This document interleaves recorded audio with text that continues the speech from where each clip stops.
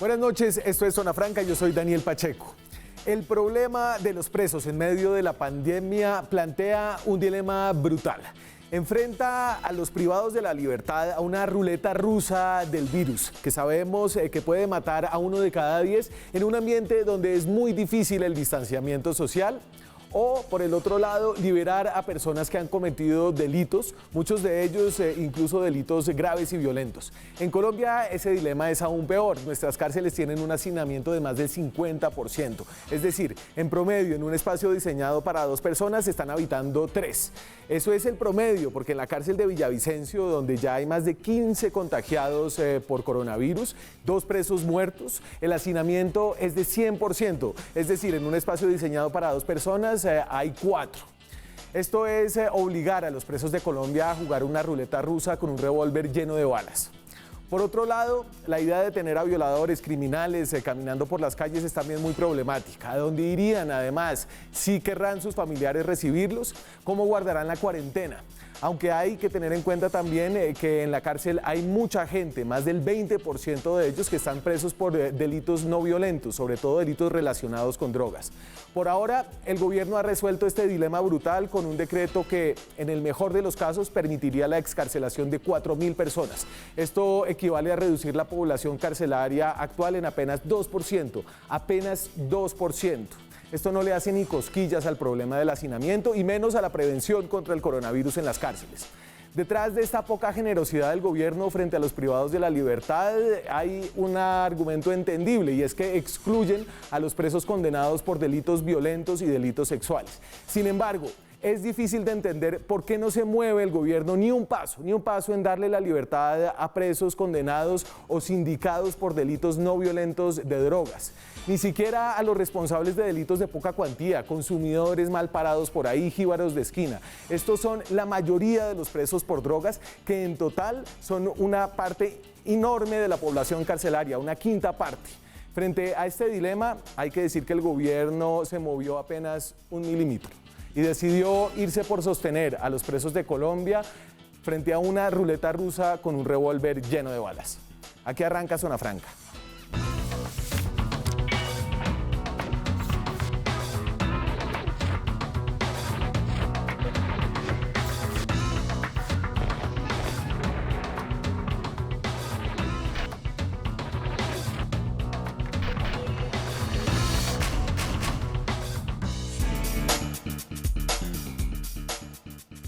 Estamos en Zona Franca, son las 9:06 de la noche, estamos en directo desde Bogotá. Envíennos sus comentarios a Twitter, @ZonaFranca, con el hashtag Francamente Coronavirus, que creo que así vamos a estar tuiteando hasta el año 2021. Hoy vamos a hablar de la situación de los presos de Colombia. Ya hay un decreto, el esperado decreto del gobierno para la excarcelación de algunos de ellos, para reducir el hacinamiento, una medida que realmente terminó siendo muy tímida. Antes de hablar de los presos, les voy a mostrar este video para que nos alegremos un poquito de qué está haciendo, mientras tanto, la Policía Nacional. Se le recomienda, por su salud y la de su familia, procure permanecer en casa.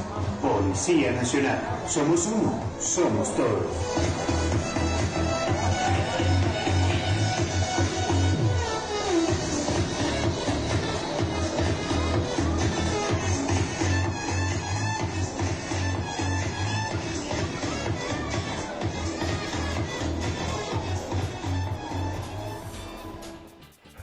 Estas son las campañas de prevención de la Policía Nacional.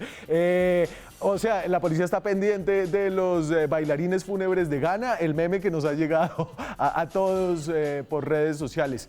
Ahora sí, al tema, uno de los temas de esta noche. Tengo otro gran tema, es el tema de Trump y la OMS, el tema de los presos. Este es el hacinamiento en las cárceles colombianas, en porcentaje, el promedio nacional. Las cárceles colombianas tienen una capacidad para 80.928 presos y hay en total 120.000. Es decir, hay un hacinamiento del 49%. Pero, y esto de la cárcel de Villavicencio es clave porque ahí es donde está el brote de coronavirus, que ya tiene a 15 presos infectados. 2 de ellos murieron, señores ya de edad. Un brote que se descubrió porque el señor se murió. En la cárcel de Villavicencio el hacinamiento es del 99%. La cárcel, construida para 999 personas, está ocupada por 1.787. En estas condiciones, el hacinamiento en Colombia es un peligro enorme frente a la pandemia del coronavirus. Por eso el gobierno sabía y se anticipó. Obviamente hubo todo este aviso de los intentos de fuga en cárceles de todo el país, que terminaron con la muerte de más de 20 personas, 20 presos que según el INPEC estaban tratando de fugar y fueron asesinados en esa acción. Todo esto empezó a ambientar un decreto para excarcelar a una parte, ojalá importante, de la población. Este decreto estaba ya en proceso, estaba cerca de estar listo cuando surgió esta afirmación del fiscal general, Francisco Barbosa. Se decía que Francisco Barbosa iba a seguir las órdenes del presidente Iván Duque, digamos, en algunos ámbitos se decía eso, pues parece ser al revés, parece que fue Francisco Barbosa el que le dio línea al gobierno en la manera de hacer este decreto. Esto fue lo que dijo. La salida de las cárceles, reitera esta fiscalía, debe ser minimalista y por ende acompañamos a la ministra de Justicia y al Gobierno Nacional para que rápidamente procedan a expedir el decreto que permita aliviar las condiciones de quienes verdaderamente necesitan salir de las cárceles por su condición de fragilidad. Esto es una cortesía de Noticias Caracol. Ahí está, el fiscal Francisco Barbosa, minimalista fue la palabra que utilizó para describir cómo debía ser la acción de excarcelación, de reducir el hacinamiento. Y en efecto, así ha sido. Este es un resumen de lo que tiene el nuevo decreto expedido por el gobierno, el decreto 546, expedido en medio del estado de emergencia. Esto es básicamente, como todos, varios de esos decretos, una ley que hace el presidente, porque ahorita estamos en estado de emergencia y el Congreso solo está chateando en sus videollamadas. Entonces, podrán ser beneficiados por 6 meses de la excarcelación, de salir de la cárcel mayores de 60 años, madres gestantes y lactantes que tengan hijos menores de 3 años, quienes padezcan enfermedades graves o estén en condición de discapacidad, los que estén encerrados por delitos culposos y personas con penas menores de 5 años que ya hayan cumplido el 40% de la pena. Sin embargo, tiene una excepción enorme. No aplica ni para delitos de lesa humanidad, delitos contra los niños, especialmente sexuales, corrupción, terrorismo, delitos de drogas, entre otros, o quienes se hayan acogido a la justicia transicional. En últimas, este decreto lo que va a permitir es la salida de alrededor de 4.000 personas, así lo ha dicho la ministra de Justicia, Margarita Cabello. 4.000 personas, acuérdense la cifra de hacinamiento, son más de 120.000 presos que hay en las cárceles colombianas, 4.000 personas es menos del 2% de eso, hace muy poco para reducir el hacinamiento. Y se podría hacer más, yo creo que se podría hacer más. Miremos la cantidad de presos por el tipo de delito. Aquí hay unos balances difíciles de establecer. Obviamente los delitos sexuales, que son casi 20.000 presos, es difícil darles algún beneficio a ellos. Delitos de drogas, y aquí creo que había una gran oportunidad que el gobierno no quiso tomar, son cerca de 25.000 personas. Ahí entre sindicados, los sindicados son los que están en azul, los condenados son los que están en amarillo. 20.000 personas por delitos de drogas, estos son delitos no violentos, en su mayoría delitos de tráfico menor, incluyendo a personas que son consumidoras y que terminaron pescadas con mucha droga en su posesión. Concierto para delinquir, ahí es difícil sacar gente de la cárcel. Tráfico de armas, también creo que es difícil. Hurto y extorsión, ahí está la mayor cantidad de población carcelaria, son casi 35.000. Ahí tal vez hurtos menores, esos no están cobijados en este decreto. Y homicidio, obviamente el delito más complicado. Para hablar de cómo funciona este decreto, de qué va a ser finalmente, tenemos en la línea a Óscar Roballo. Óscar Roballo trabaja en el INPEC, trabaja en la cárcel Modelo y es funcionario de uno de los sindicatos del INPEC. ¿Qué tal, Óscar? Buenas noches, gracias por acompañarnos. No, muchas gracias a ustedes por permitirnos hacer parte de esta mesa de trabajo tan interesante. Y entonces, ¿qué? ¿Aliviado con este decreto? ¿Usted cree que esto sí va a ayudar? No, pues la verdad nosotros hemos sido muy enfáticos con las medidas que ha tomado el gobierno, ya que han sido unas medidas reaccionarias en cuanto a las soluciones que se pueden presentar. Primero, esta crisis carcelaria, que la hemos denunciado durante 12 años, y ahora pues con sorpresa vemos que sale un decreto 547, que pensamos nosotros no va a disminuir la población carcelaria, que en este momento está en casi 120.000 reclusos intramurales, solo en 5.000 personas que puedan ser beneficiados por este decreto. Pensamos que fue una medida bastante tímida por parte del gobierno nacional, que está primero la política que la humanidad en este caso. Yo creo que el gobierno no quiso asumir el costo político de una excarcelación para garantizar menos muertes o menos problemas de salubridad en las cárceles por el coronavirus y pues por el alto nivel de hacinamiento que hemos visto cada día en el sistema carcelario. Claro. Óscar, ayúdeme a entender qué está pasando en Villavicencio. ¿Cómo fue lo de Villavicencio? Y creo que esto muestra cuáles son los grandes riesgos que hay para otras cárceles del país.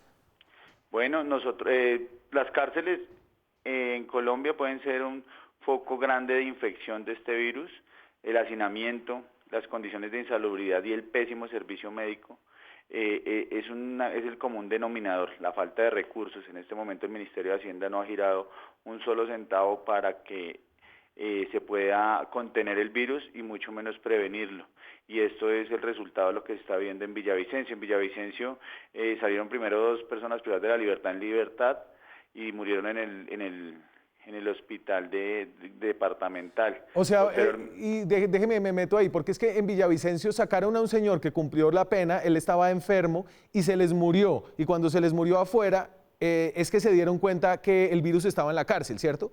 Sí, claro, pues ese señor había estado hospitalizado antes de que hubiera salido en libertad. Ok.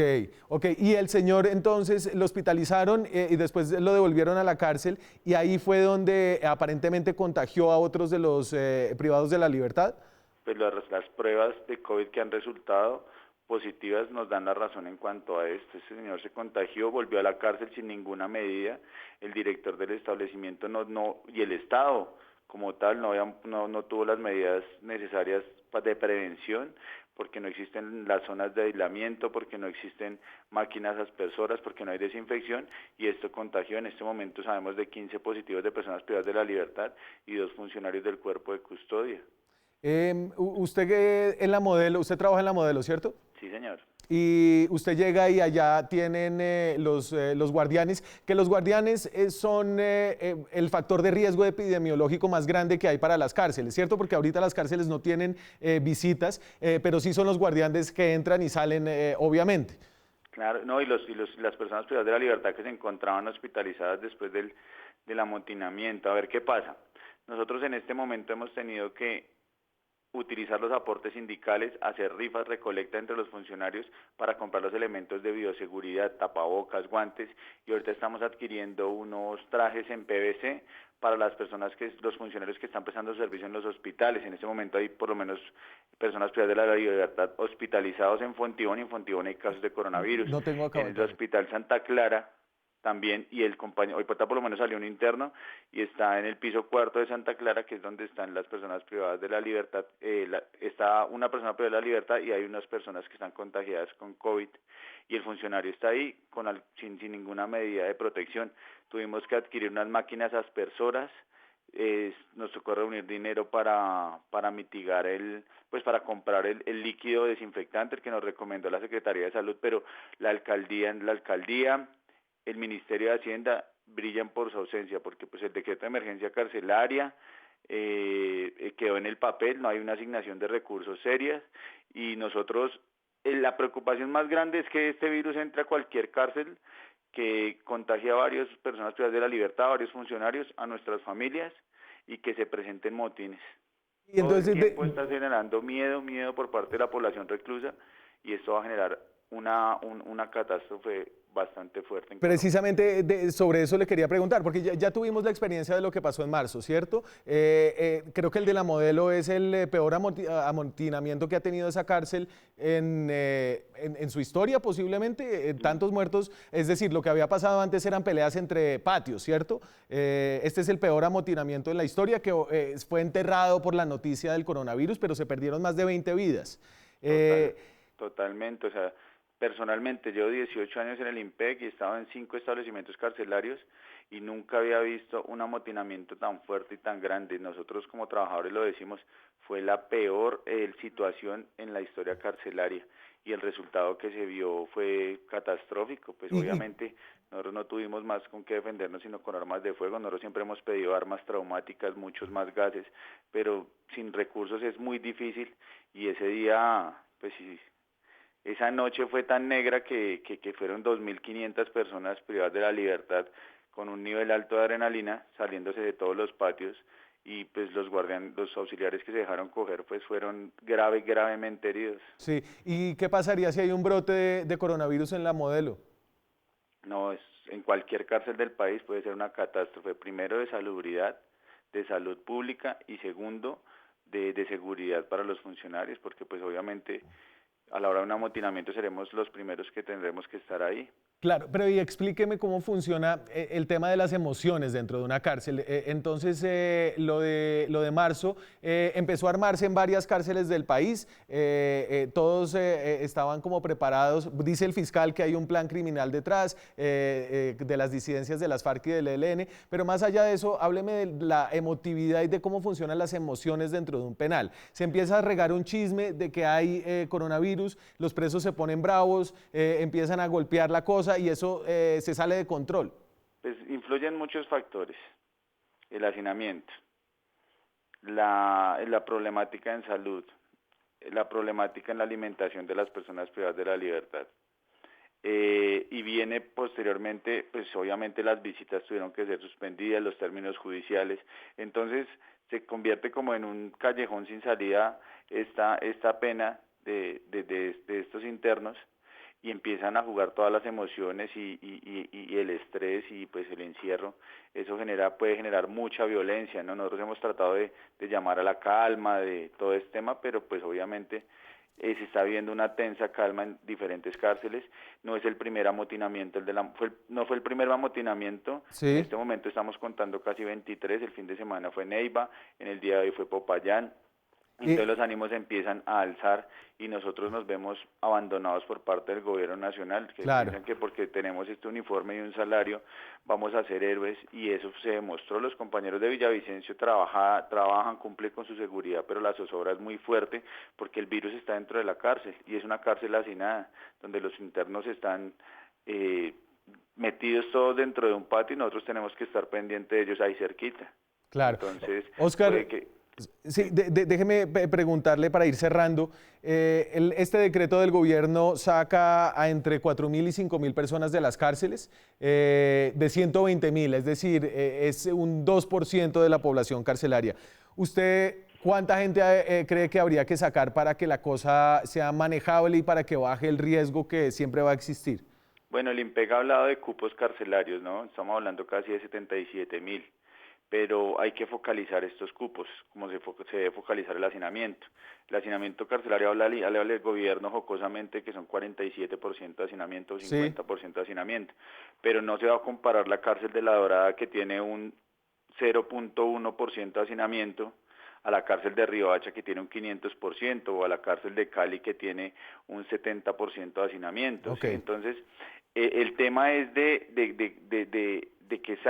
que hayan las medidas accesorias, porque es que salir de la cárcel no quiere decir que la persona privada de la libertad no vaya a cambiar una medida de aseguramiento. Existe la domiciliaria, los permisos pueden ser mucho más largos, y pienso que el gobierno nacional no tuvo en cuenta delitos como el microtráfico, como el hurto, que son de los que más población carcelaria tiene. Además, vemos que en este momento estamos hablando casi de 57.000 sindicados.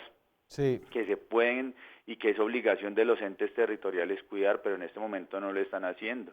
Entonces, Entonces, el sistema carcelario es una papa caliente que nadie le quiere meter la responsabilidad, y cuando hay algún problema buscan los responsables, que es el IMPEC. Entonces, la salida rápida: liquidemos el IMPEC, ataquemos los guardianes. bueno, no se me vaya por allá, pero bueno, y ahí quedó la advertencia. Óscar Roballo trabaja en el IMPEC, como ven por su uniforme, que se lo puso para esta entrevista, ¿cierto? Sí. Muy bien, muchas gracias, Óscar, y mucha suerte en su trabajo. Por favor, cuídese. No, a ustedes, muchas gracias por prestarnos estos micrófonos para hacer estas denuncias. Muchas gracias. Nosotros vamos a la pausa, pero ahí queda la advertencia. No se trata de sacar a presos para solamente descongestionar las cárceles, sino para evitar futuros motines. Si no se descongestionan las cárceles, habrá unos problemas mucho mayores en el futuro que tendremos que remediar. Ya tenemos el caso de la cárcel La Modelo, donde perdieron la vida más de 20 personas. Vamos a la pausa y ya volvemos.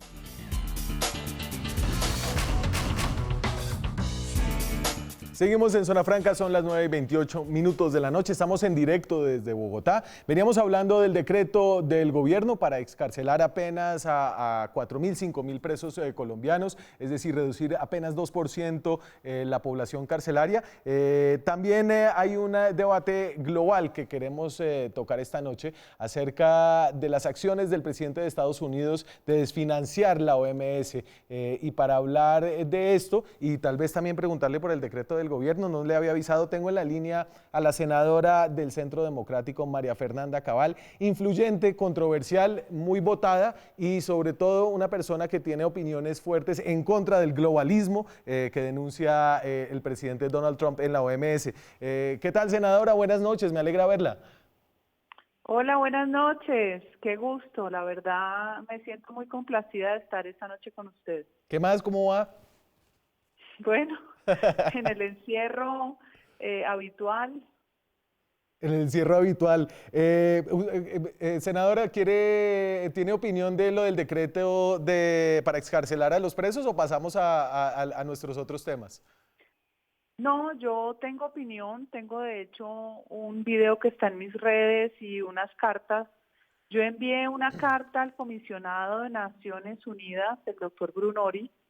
Yo envié otra carta a Patricia Linares, la directora de la JEP, porque yo vengo en una lucha hace días, y es que en la JEP quedó, en la normatividad quedó un vacío jurídico que se desprende del acto legislativo hasta llegar a la ley, a la reglamentaria, a la 1922.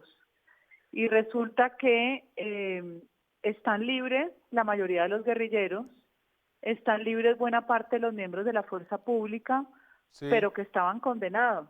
Y lo increíble es que la mayoría de los soldados y algunos policías siguen presos porque se supone que tienen que pasar 5 años y resulta que están en etapa de investigación o de juicio. O sea que les va peor en la JEP habiendo firmado el acta que estando en la justicia ordinaria. Okay. Y ese vacío jurídico hay que resolverlo. Usted no puede dejar a una persona indefinidamente que por 5 años, cuando pueden defender su inocencia, en libertad. Y entiendo, entonces yo pasé precisamente esa carta, sí, para el tema de descongestión. Y entiendo el debate político detrás del tema de los miembros de la fuerza pública, pero póngale que por mucho habrá unos 1.000, 2.000 que podrían salir de sus sitios de reclusión, pero frente al tema carcelario, es decir, estamos hablando de una población carcelaria de 120.000 personas, el decreto del gobierno saca apenas a 4.000. ¿Usted cree que habría que ser más generoso, decirle incluso a jíbaros de pequeña monta, sálganse de la cárcel mientras estamos en esta crisis del coronavirus? Sí.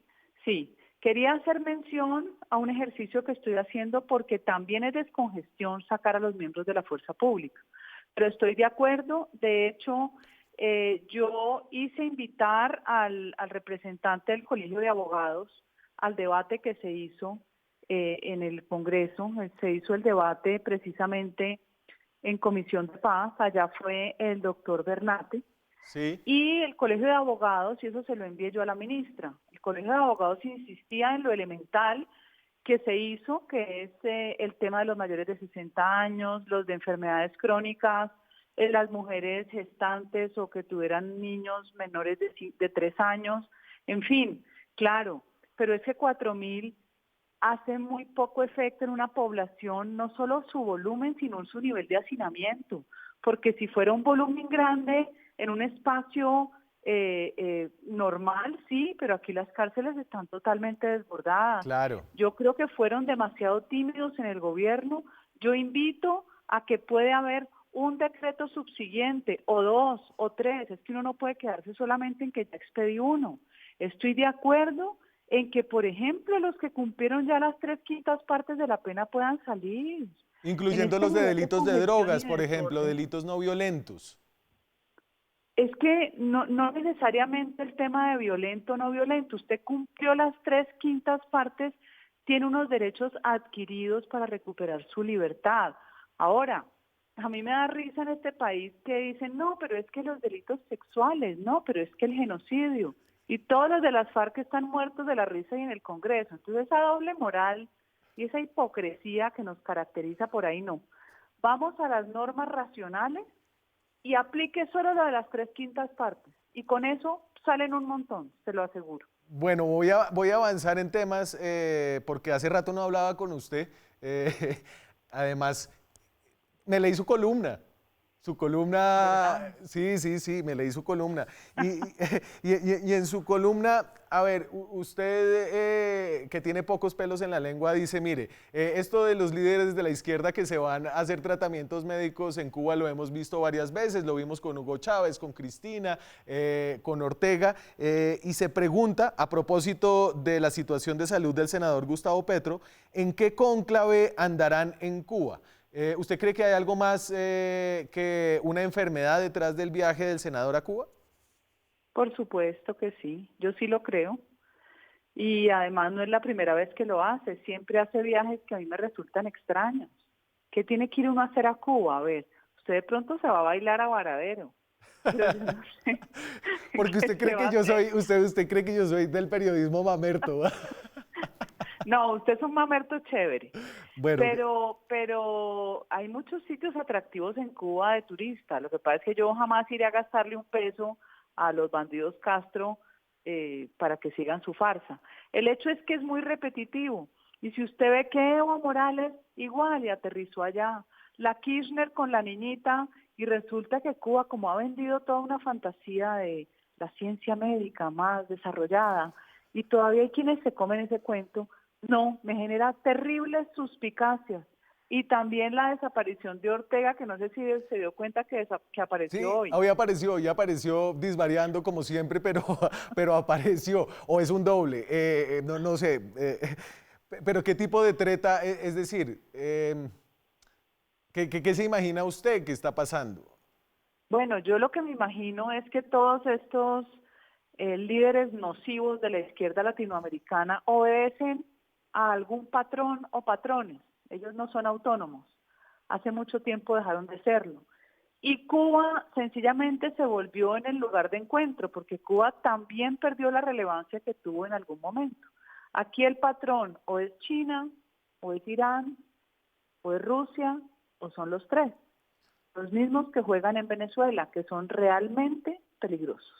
Y voy a mi tercer tema, María Fernanda, el tema de la decisión de Donald Trump. No la voy a poner a opinar acerca de la decisión del presidente de Estados Unidos, allá tienen sus propios senadores para opinar, pero me vino a la mente, quería hablar con usted, porque detrás de la denuncia de la OMS, además de una estrategia para desviar la culpa política en Estados Unidos de ese debate, hay una denuncia del globalismo. Usted estuvo en Estados Unidos hace poco allá en la conferencia de los conservadores, en el CIPAC, y uno de los temas era esta denuncia del globalismo. ¿Usted cree que en el medio de esta crisis no se ha reivindicado el globalismo de cierta forma, la idea de que tenemos que trabajar juntos a través de instituciones multilaterales para detener un enemigo mundial como es el coronavirus?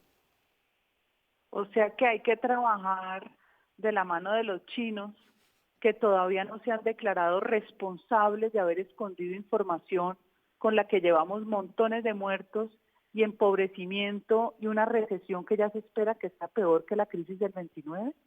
No. Eso no es globalismo. Lo que pasa es que ustedes son muy románticos en sus ideas. Aquí primero la culpa no es de Trump.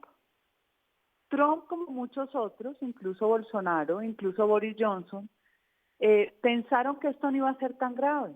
De hecho, yo misma pensé que esto no era tan grave. Resultó mucho peor, pero el que es responsable de la información es el señor de la Organización Mundial de la Salud, porque él visitó China y se tragó la información 3 meses. Ha podido divulgarla en enero y no en marzo. Entonces, ¿qué es que Trump desvía la culpa? No, lo que pasa es que es muy aburridor usted estar financiando organismos llenos de comunistas, llenos de mamertos y llenos de personas que quieren enseñarnos a rediseñar el mundo. Así no es. Y por el contrario, esto lo va a salvar, es la iniciativa, la creatividad, y esa viene del sector privado. Ya verá usted que aquí los grandes ganadores van a ser todos esos empresarios que modificaron su producción para poder generarnos bienestar, produciendo todos los elementos que le van a dar seguridad pero espérese, a los funcionarios de la salud. Porque yo también veo por otro lado que el Estado se ha reivindicado en su importancia, no solamente en la importancia de prestar un buen servicio de salud, sino, por ejemplo, a través de los programas del gobierno para enviar transferencias directas a las personas para que puedan quedarse en sus casas, los gobiernos municipales para ayudar con mercados. Aquí finalmente el tamaño del Estado se ha visto que es insuficiente para el reto tan grande que implica esta crisis. Uy, pero no es el tamaño del Estado. Entonces usted crecería el Estado con más burocracia, que significa más clientelismo, más corrupción, para darle a la gente 100.000 pesos, 150.000 pesos. No. No, más camas de hospital, más capacidad de hacer pruebas. Capacidad de que, bueno, eso es, pero ¿quién hace las pruebas? ¿Los estados? Sí. ¿O los particulares? Aquí en el Estado. ¿Quién está produciendo las pruebas que testan? ¿Quiénes? Los laboratorios, en su mayoría privados del mundo, que están desbordados. Ahora, que yo crea que debe haber inversión pública en la investigación, por supuesto, porque no hay dinero privado que aguante investigaciones de millones de dólares.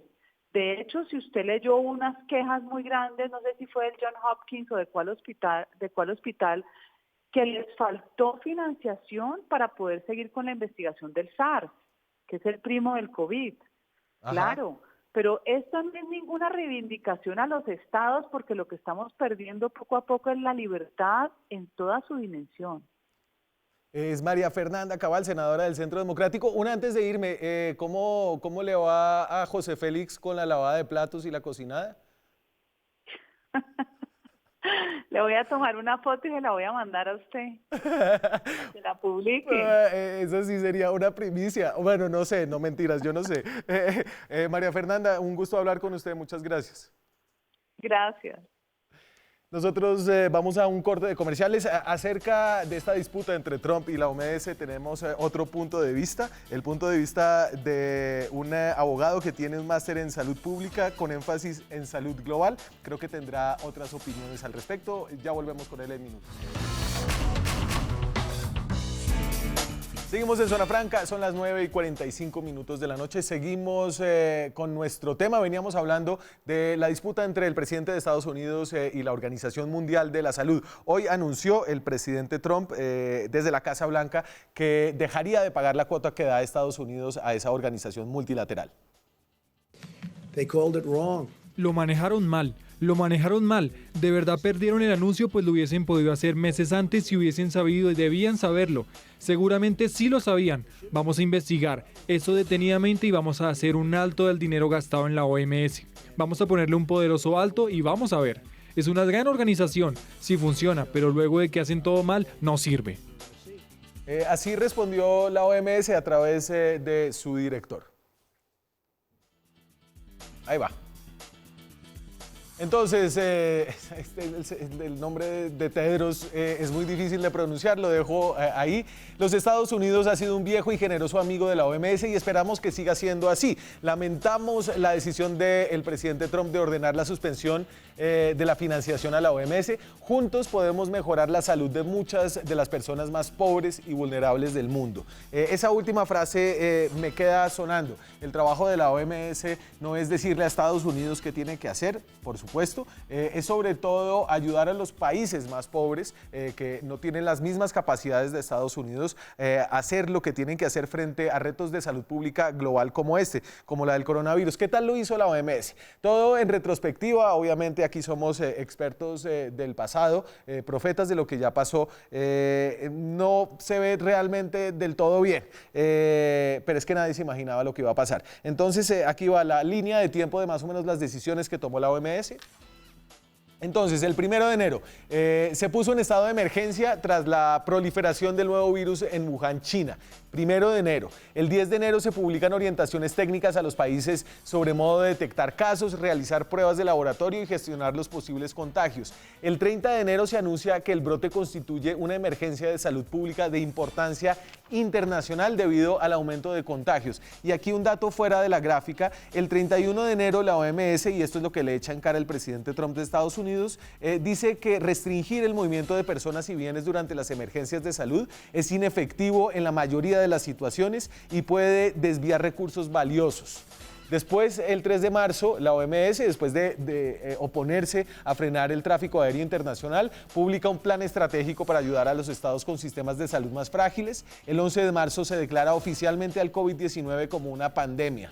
En retrospectiva parece que se pudo haber hecho antes. El 18 de marzo se pone en marcha un ensayo clínico internacional para generar datos sólidos de todo el mundo y poder encontrar los tratamientos más eficaces contra el virus. Eso es lo que ha hecho la OMS. ¿Qué tanto le duele a esta organización que Estados Unidos recorte sus aportes? Le duele bastante. Estos son los mayores aportantes de la OMS.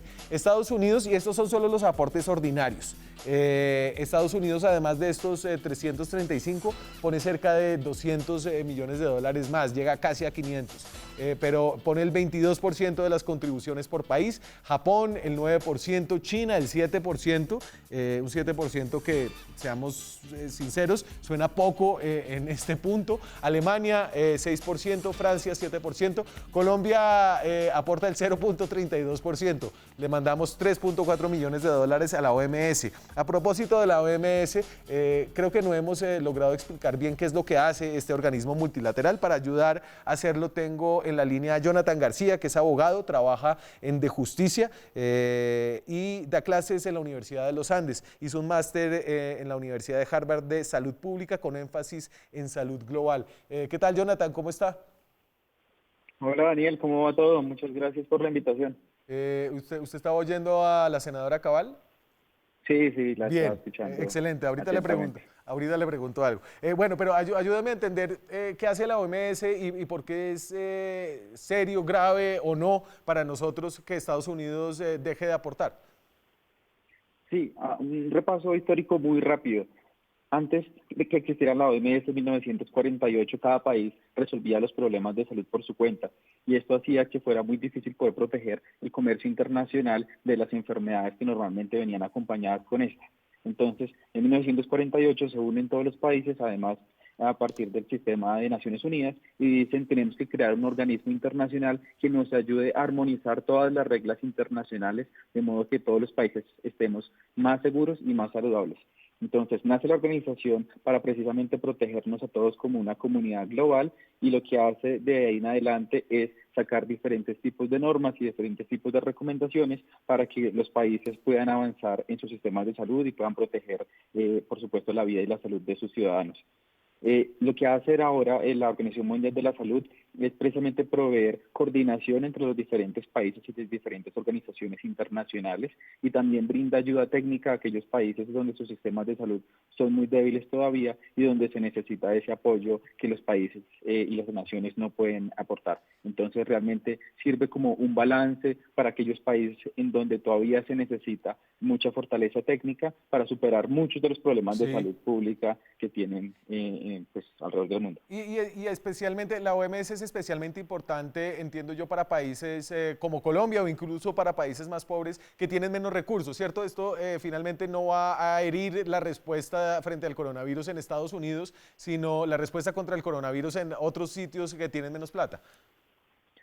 Sí y no, o sea, aunque realmente la Organización Mundial de la Salud tiene un efecto muy grande en otros países que no son del norte global, sino sobre todo países del sur global, latinoamericanos, africanos y del sudeste asiático, digamos que el liderazgo de los países del norte global, sobre todo de Estados Unidos, que ha sido, como usted bien lo decía, uno de los mayores contribuyentes, sí es importante porque solamente protegiendo a los países más débiles es que, por ejemplo, los estadounidenses pueden protegerse de pandemias como esta. Por eso es que, por ejemplo, el presidente Obama en el 2014 le pidió al Congreso de los Estados Unidos reforzar las medidas de Estados Unidos para vigilar al resto del mundo, de modo que cuando se contengan las pandemias en otros países, Estados Unidos esté protegido. Entonces, no necesariamente porque la Organización Mundial de la Salud tenga actividades en el sur global, significa que eso no le importe al norte. Porque el virus no le importan los países, las razas, los credos o las fronteras.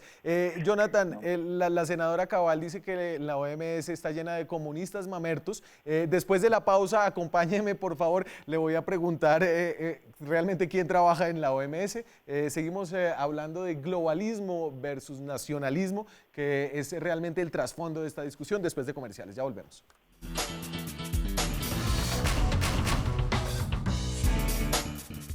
Seguimos en Zona Franca, son las 9:57 minutos, estamos en directo desde Bogotá. Hablamos con Jonathan García acerca de la decisión de Estados Unidos de desfinanciar la OMS. Decía la senadora Cabal que eso está lleno de mamertos comunistas y uno, a ver, y sin decir que no hay mucha burocracia ahí, a veces no me queda tan claro, Jonathan, qué es lo que hace la OMS. Sí, bueno, yo creo que hay que reconocer un poco que la senadora tiene razón en que por ejemplo... Espérese, guardemos este full. Le voy a dar la razón a María Fernanda Cabal, me parece muy bien. En un punto y muy restringido además, sobre todo porque es cierto que China tuvo una influencia muy grande en la elección del director general Tedros. Y eso es no solamente porque sea él, sino en general es una estrategia del gobierno chino de hacer mucho más presencia en las diferentes instituciones internacionales. Lo está haciendo en el Fondo Monetario Internacional, lo está haciendo en la Organización Mundial del Comercio. Entonces esto es parte de la estrategia del gobierno también de tener mucha más presencia, y lo que hace Donald Trump precisamente quitándole el apoyo a la OMS es dándole más herramientas a China para que tenga una influencia mayor. Pero venga, ¿y usted cree que esa influencia tuvo repercusiones en la manera en la que la OMS manejó el inicio de la epidemia cuando no era pandemia en China? Es decir, ¿se pudo haber manejado mejor si no hubiera sido tan influenciada por China? Yo creo que sí, y es que ahí hay varios temas que no necesariamente tienen que ver con este del COVID, sino temas que son anteriores. Por ejemplo, una de las grandes preocupaciones y que ha generado mayor polémica es los correos que envió Taiwán a la Organización Mundial de la Salud, diciendo que había información suficiente para considerar que una nueva enfermedad respiratoria podía transmitirse entre humanos y que eso debería alertar a la Organización Mundial de la Salud. Pero la OMS digamos que no le dio mucha atención a eso, principalmente porque Taiwán no tiene un puesto dentro de la Organización Mundial de la Salud. Y eso es porque Taiwán no ha sido reconocido como país por la Asamblea Mundial de la Salud ni en general por la comunidad internacional. Entonces, ahí hay un problema grande y es, por ejemplo, esa falta de integración, por ejemplo, de Taiwán. Y eso, digamos que Trump lo ha utilizado para poder motivar precisamente esa falta de diligencia de la Organización Mundial de la Salud. Y a eso se le suma también todo lo que ha pasado con China, en la medida en que la Organización Mundial de la Salud no puede ponerse a pelear con el país donde se está haciendo la estrategia de contención de la epidemia. Entonces es entendible también porque la OMS, digamos que recibió la información y trató de trabajar de la manera más diplomática con el gobierno chino, pero por supuesto caben muchas críticas sobre la manera como lo hizo y el tiempo en el cual se demoró en declarar el problema como una emergencia de salud de interés internacional. Claro, de alguna forma las críticas de la presidencia de Estados Unidos de decir por culpa de la OMS es que nosotros hicimos todo mal, reivindican el papel de una organización global. Pero y entonces no me quiero meter en el debate político de Estados Unidos, que tiene unas motivaciones internas de año electoral. Pero sí discutamos un poco esta idea de el globalismo en medio de una pandemia. El globalismo, que es una idea de que es mejor que actuemos coordinados a través de organizaciones multilaterales en todo el mundo, una gran humanidad unida versus el nacionalismo de cada país por su lado, y así nos entendemos mejor. ¿Usted cree que esta pandemia está reivindicando el globalismo o el nacionalismo? Creo que lo está haciendo en diferentes partes del mundo, está reforzando y en otras partes del mundo está dividiéndonos como comunidad internacional. Primero porque en últimas el tener la información muy rápida, y eso sí digamos que China lo hizo bastante bien, y es compartir la información genética del virus, ayudó a que todos los países y todos los investigadores alrededor del mundo pudieran tener información muy rápida sobre cómo se comportaba este nuevo organismo. Entonces, eso, por ejemplo, ayuda a que nosotros como comunidad global compartamos información, resolvamos problemas como una comunidad, y eso, pues por ese lado es bueno. Pero lo que está haciendo Estados Unidos refleja mucho lo que está pasando en muchas otras partes del mundo, en donde las naciones quieren casi que aislarse y resolver los problemas por su cuenta, sin reconocer que este problema es de todos. Entonces, pues ya lo hemos visto, por ejemplo, en los aeropuertos de China, en donde representantes de Francia, de Alemania, de Estados Unidos están peleándose por los tapabocas, donde Estados Unidos, por ejemplo, le dice a sus empresas que están en el exterior que solamente envíen cosas a Estados Unidos y no a otros países, o como Alemania, por ejemplo, que restringió las exportaciones de cualquier tipo de medicamento o de dispositivos médicos porque quieren resolver sus problemas. Lo mismo pasó con India, por ejemplo, que es la farmacia del mundo, y India cerró casi que sus fronteras para exportar medicamentos. Entonces estamos viendo esta reacción dual, en donde por un lado sabemos que tenemos que combatirlo juntos, pero por otro lado las grandes potencias están trabajando por sí solas. Por eso es que duele mucho esta respuesta de Donald Trump frente a la Organización Mundial de la Salud, porque lo que hace es que destruye el liderazgo global, y eso pues nos deja a todos vulnerables. Y una para irnos, y lo saco un poquito de este tema, no hemos visto la llegada todavía del coronavirus a el sur global. Está la cosa como en una calma chicha. ¿Usted cree que esta vaina finalmente, será que sí es tan sensible a la temperatura, o que simplemente estamos en ese espacio en el que todavía no ha llegado lo peor que ya viene? No, digamos, el mito de la temperatura ya lo descartaron. En últimas, es posible que el virus esté en cualquier parte del mundo, entonces eso no es un problema. Pero el gran problema que tenemos es precisamente la falta de laboratorios y la falta de testeo en países del sur global. Entonces mucha gente dice, bueno, pero no ha llegado al sur global, pero es porque tampoco tenemos la forma de medirlo, entonces ahí hay un problema que es gigante. Llegará, no hay forma de que no llegue porque pues estamos en un mundo hiperconectado, y desafortunadamente cuando llegue va a tener unas repercusiones muy fuertes. Por ejemplo, en África están demasiado preocupados por el tema, y eso que ya sobrevivieron al ébola, que pues tenía unas condiciones terribles. Entonces, pues imagínense cómo será para países del sur global. En Latinoamérica, por ejemplo, que no hemos pasado por una epidemia así desde 1918. Jonathan García trabaja en De Justicia, es abogado, experto en salud pública y salud global, de la que cada vez queda menos. Gracias, Jonathan. Nos vemos. Daniel, chao. Nosotros ya casi se nos acaba el programa, pero yo los quiero volver a aterrizar en Colombia, en la realidad, y esta es la de la Presidencia de la República. ¿Cómo funciona eso? Entonces, el señor de la pastelería tiene 10 empleados. Sus empleados se ganan, digámoslo, pongámosle un promedio, 2 millones de pesos.